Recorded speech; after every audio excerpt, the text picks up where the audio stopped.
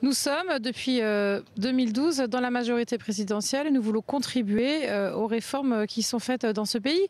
Mais comme je le dis souvent, ce n'est pas parce que nous sommes dans la majorité présidentielle que nous ne faisons pas faire part de nos désaccords. Et surtout, nous ne sommes pas les seuls acteurs de cette majorité. Et je crois que depuis le début, nous avons dit qu'il fallait plus de dialogue, plus de partage et surtout éviter les mesures économiques prises de manière unilatérale. Nous l'avons dit à l'époque lors de la création du crédit impôt compétitivité, qui en fait offre beaucoup d'argent aux entreprises sans aucune conditionnalité et sans aucun encadrement de ce qu'ils font de cet argent. On le voit aujourd'hui où cet argent est essentiellement distribué en dividendes.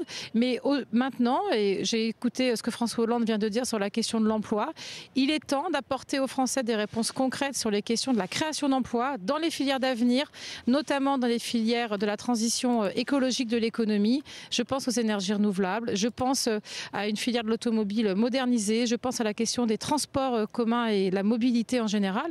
Et c'est à ce à quoi les écologistes veulent s'atteler. Alors revenons tout de même à Cécile Duflot. On a tendance à l'oublier qu'elle a quand même participé à ce gouvernement pendant les 2 premières années du quinquennat de François Hollande.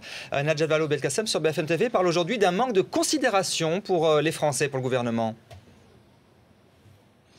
Écoutez, moi je ne vais pas rentrer dans l'exégèse des phrases des uns et des autres.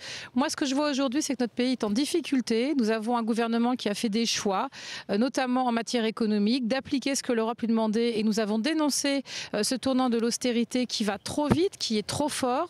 Les Français souffrent parce qu'ils ont peu de revenus, ils ont du mal à garder leurs emplois, ils sont extrêmement inquiets. Et c'est de ça dont il faut discuter.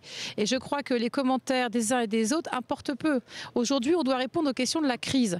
Comment est-ce qu'on maintien de l'emploi, comment est-ce qu'on en crée, comment est-ce qu'on dynamise les territoires, comment l'État réinvestit sur les territoires plutôt que de priver l'ensemble des collectivités locales de 10 milliards d'euros. On ne peut pas dire depuis 2 ans qu'il faut faire des économies à un rythme très fort et s'étonner qu'aujourd'hui on soit dans un moment de récession où les territoires sont à l'arrêt, les acteurs économiques sont à l'arrêt. Emmanuel Cos, Jean-Vincent Placé était lui aussi ce matin sur BFM TV. Il disait quand même qu'il est beaucoup trop tôt pour faire un bilan. François Hollande, on peut lui laisser quand même au moins jusqu'à la fin de son quinquennat.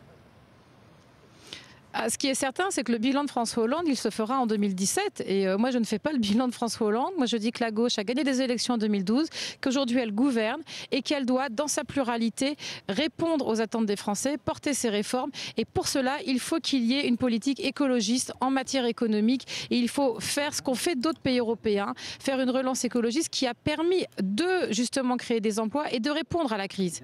Et la France doit absolument sortir de ses ornières, de ses tabous et justement faire évoluer sur ces sujets-là.